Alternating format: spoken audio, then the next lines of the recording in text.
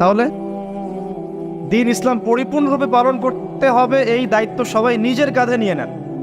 অন্যের দায়িত্ব বাদ দেন, নিজের দায়িত্বটাকে নিয়ে নেন নিজের উপর, যে আমি আল্লাহর জমিনে আছি, 60-70 হয়তো 100 বছর বাঁচবো, আল্লাহু আ'লাম, ঠিক আছে? আর যে যুগ পড়েছে এত বছরও মানুষ বাঁচবে কিনা আল্লাহ ভালো জানে, তাই না ভাই? এই কিছুদিন আগে করোনা এসেছিল, এক ভুয়ায় কতগুলো মানুষকে ধুয়ে দিল না, ধুয়ে দেয় জি।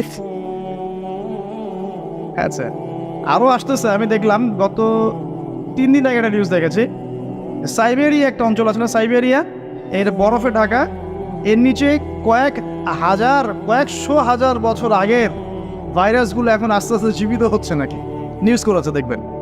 কয়েকশো হাজার বছর আগের মাটির এই বরফের নিচে চাপা পড়া ভাইরাসগুলো আবার নাকি জীবিত হচ্ছে। এটা নিয়ে আবার বিজ্ঞানীরা শঙ্কা করছেন যে মহামারী আসতে পারে একটা। তো এই পৃথিবীতে 100 বছর বাঁচার মানে আসলে খায়েশ রাখাটা ঠিক হবে না, এত লম্বা হয়তো হায়াত আমাদের হবে না, আল্লাহ ভালো জানেন আমাদের কথা। তো এখন বিষয়টা হচ্ছে যে এই যে হায়াতটুকু আল্লাহ পাক দিয়েছেন, তার মধ্যে তো 30-40 বছর অলরেডি চলেই গেল আমাদের, হয়তো সামনে পড়ে আছে 10-20 বছর, আল্লাহু আ'লাম। এখন নিজের উপর যদি নিজের ফরজিয়াতটা না নিয়ে আসি যে আমার দায়িত্ব দিন ইসলাম পরিপূর্ণরূপে পালন করা, তাহলে সমস্যা না ভাই? মানুষের কথা বাদ দেন, কবরে তো একাই যাওয়া লাগবে নাকি? যার যার কবরে তো একাই যাওয়া লাগবে। স্ত্রী সন্তান, বাবা মা, আত্মীয় স্বজন, নেতা নেত্রী যাবে নাকি কবরে? যারা আজকে আমাদেরকে মোহগ্রস্ত করে রেখেছে, মোহগ্রস্ত বোঝেন, দুনিয়ার মায়া মোহর মধ্যে ব্যস্ত করে রেখেছে, কেউ কি যাবে? ওই একটা হাদিস পড়লেই চোখে পানি চলে আসে।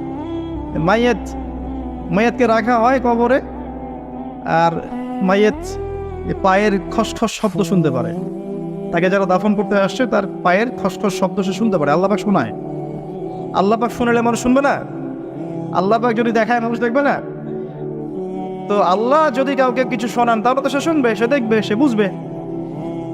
এরপরে যখন তারা চলে যায় তখন সে একা নিথর পড়ে থাকে।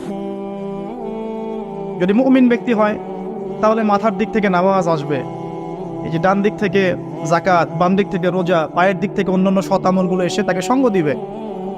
ফেরেশতারা প্রশ্নোত্তর পর্ব করবেন, সে ইনশাআল্লাহ তাআলা বুক ফুলি উত্তর দিয়ে দিবে ইনশাআল্লাহ।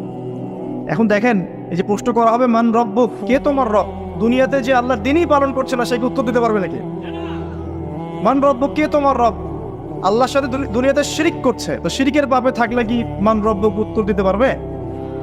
জিজ্ঞেস করা হবে মা দিন, তোমার দিন কি, যে দিন ইসলাম আংশিক মানে না,